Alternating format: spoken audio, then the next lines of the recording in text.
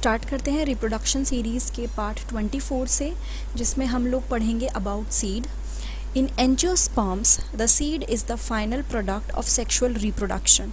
जब हम बात करते हैं एंजियोस्पर्म्स की, ठीक है, जो फ्लावर प्रोड्यूसिंग होते हैं मोस्टली, तो उनकी एक क्वालिटी होती है कि जो सीड होता है वो फाइनल प्रोडक्ट होता है, यानी पूरे सेक्सुअल रिप्रोडक्शन के प्रोसेस का जो एक फाइनल रिजल्ट आएगा वो क्या आता है, seed formation. It is often describe as a fertilised ovule. Seed को क्या बोला जाता है कि ये फर्टिलाइज्ड ओव्यूल है। A seed typically consists of seed coat, cotyledons and an embryo axis। अगर हम तीन चीज़ों की बात करें जो एक सीड के अंदर होती है, सीड कोट, ठीक है, एक कॉटिलेडन्स, अगर डिपेंड करता है कि मोनोकॉटिलेडन है, डाइकॉटिलेडन है, और एक embryo axis. The cotyledons of the embryo are simple structure. जो कॉटिलेडन्स होते हैं एम्ब्रियो के, वो बहुत ही सिंपल स्ट्रक्चर होते हैं।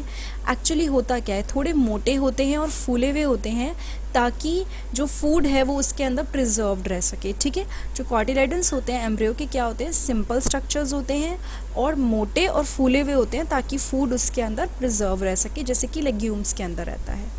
नाउ एक और चीज़ आ गई कि जो मेच्योर सीड्स होते हैं वो नॉन एल्ब्यूमिनस भी हो सकते हैं और एक्स एल्ब्यूमिनस भी हो सकते हैं। Now what does that mean? Non-albuminous seeds have no residual endosperm as it is completely consumed during embryo development। जो non-albuminous seeds हैं, ठीक है, उसके अंदर बिल्कुल भी एंडोस्पर्म नहीं बचता, क्योंकि जब एम्ब्रियो डेवलपमेंट होती है तो वो पूरी तरह से उसको कंज्यूम कर लेता है। दोबारा सुनिए, नॉन एल्ब्यूमिनस सीड्स में कुछ भी रेसिडुअल एंडोस्पर्म नहीं बचता, क्योंकि जब एम्ब्रियो डेवलपमेंट होती है तो वो पूरी तरह से उस क्या कहते हैं एंडोस्पर्म को कंज्यूम कर लेते हैं। उसका एग्जाम्पल दे रखा है पी एंड ग्राउंडनट, ठीक है। Now albuminous seeds retain a part of endosperm. जो नाम से पता चल रहा है, नॉन एल्ब्यूमिनस के अगर एंडोस्पर्म नहीं बचता तो जो एल्ब्यूमिनस होता है उसके अंदर क्या बचता है, एंडोस्पर्म बचता है, as it is not completely used up during embryo development. तो यहाँ पे एल्ब्यूमिनस में ये जो एंडोस्पर्म है ये पूरी तरह से यूटिलाइज नहीं होता, तो थोड़ा सा बच जाता है, जिसका एग्जाम्पल है वीट, मेज, barley and castor. Occasionally, in some seeds such as black pepper and beet, remnants of nucellus are also persistent। कुछ ऐसे सीड्स होते हैं जिसमें न्यूसेलस भी बच जाता है, उसके कुछ पोर्शन बच जाते हैं, एंड इस रेसिड्यूअल परसिस्टेंट न्यूक्लियस को हम क्या, न्यूसेलस को, सॉरी नॉट न्यूक्लियस, इस परसिस्टेंट जो बच जाता है इस न्यूसेलस को हम पेरिस्पर्म बोल देते हैं, ठीक है।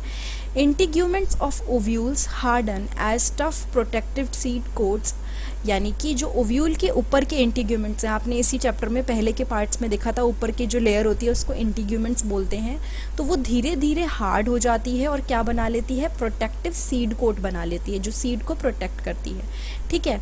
The micropyle remain, just a minute, ये आपको मैं एक बार दिखा देती हूँ, ए स्ट्रक्चर, ठीक है। यहाँ पे इसने ये दिखाया है सीड कोट, देखो आप, ये इधर पोर्शन में इसको मार्क कर देती हूँ, ये देखिए, तो ये क्या है, इसको थोड़ा हार्ड हो जाती है, तो थोड़ा सा बस समझने के लिए, ठीक है। Now the micropyle remain as a small pore in the seed coat. Micropyle कैसे रहता है, एक छोटे से पोर की तरह सीड कोट में रहता है। This facilitates entry of oxygen and water into the seed during germination. इसकी वजह से क्या होता है, ऑक्सीजन की एंट्री हो पाती है या फिर वाटर की एंट्री हो पाती है, किसके अंदर, सीड के अंदर, जर्मिनेशन के टाइम पे। एज द सीड मेच्योर्स, जैसे जैसे सीड मेच्योर होता है, बड़ा होता है, it's water content is reduced. उसके अंदर जो पानी का कंटेंट होता है वो कम होने लगता है और सीड थोड़ा ड्राई हो जाता है, लाइक पहले जैसा था उसके कंपैरेटिवली ड्राई हो जाता है। The general metabolic activity of the embryo slow down. जो मेटाबॉलिक एक्टिविटीज़ होती हैं, जो उसके अंदर रिएक्शन होने चाहिए, दे ऑल स्लो डाउन, धीरे धीरे स्लो हो जाते हैं। नाउ द एम्ब्रियो होता है ना, वो एक स्टेट में चला जाता है इनएक्टिविटी की, मतलब अब वो एक्टिव नहीं रहता, जिस स्टेज को हम डोरमेंसी पीरियड बोल देते हैं।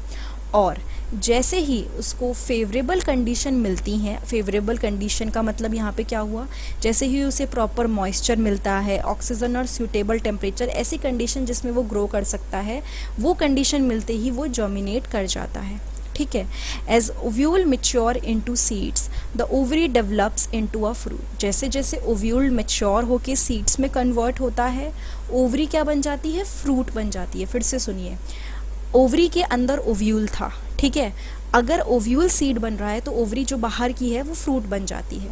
The transformation of ovule into seed and ovary into fruit proceed simultaneously. अब ये तो है नहीं कि पहले सीड बनेगा फिर ऊपर की लेयर बनेगी, ये दोनों चीज़ें एकदम साथ में होती हैं। मतलब ओव्यूल अगर सीड में बन रहा है और ओवरी अगर फ्रूट में कन्वर्ट हो रही है तो दीज थिंग्स हैपन साइमल्टेनियसली, एकदम साथ साथ। The wall of the ovary develop into the wall of the fruit called pericarp. अब ओवरी क्या बन रहा है, फ्रूट में बन रहा है, तो जो ओवरी की वॉल है वो फ्रूट की वॉल बनेगी। Very easy, nothing to understand. तो यहाँ पे जो ओवरी की वॉल है वो क्या बन जाती है, फ्रूट की वॉल बन जाती है, and it is called pericarp. The fruit may be fleshy as in guava, orange, mango etcetera. जो फ्रूट होता है वो फ्लैशी हो सकता है, मतलब जिसके अंदर काफ़ी सत्व होता है, जैसे कि गुआवा, ऑरेंज, मैंगो में, या फिर फ्रूट ड्राई भी हो सकता है जैसे कि ग्राउंडनट एंड मस्टर्ड में। Many fruits have evolved mechanism for dispersal of seeds। कई ऐसे फ्रूट्स हैं जिन्होंने एक मैकेनिज़्म इवॉल्व कर लिया है, किसके लिए, सीड्स के डिस्पोजल के लिए, सीड्स को स्प्रेड आउट करने के लिए। Recall the classification of fruits and their dispersal mechanism that you have studied in an earlier class।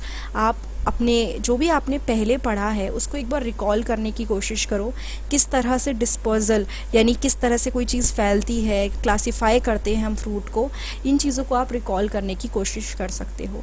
So this was part 24 जिसमें we studied about non albuminous and albuminous plus perisperm and dormancy and pericarp. अगर ये video आपको अच्छी लगी है तो please like, comment, subscribe और share करना मत भूलिएगा। बेल बटन भी आप दबा सकते हैं। उसके अलावा अगर आपको इस सीरीज़ के बाकी पार्ट देखने हैं तो नीचे मैं प्लेलिस्ट का लिंक दे दूँगी जिसमें आपको सारे चैप्टर मिल जाएंगे, सारे पार्ट मिल जाएंगे इस रिप्रोडक्शन सीरीज़ के। वरना डायरेक्टली मेरी चैनल पे जाइए, वहाँ पे आपको बायोलॉजी सेक्शन के अंडर जितना भी कोर्स आज तक कवर हुआ है बायोलॉजी के अंडर वो सब कुछ मिल जाएगा। Thank you so much.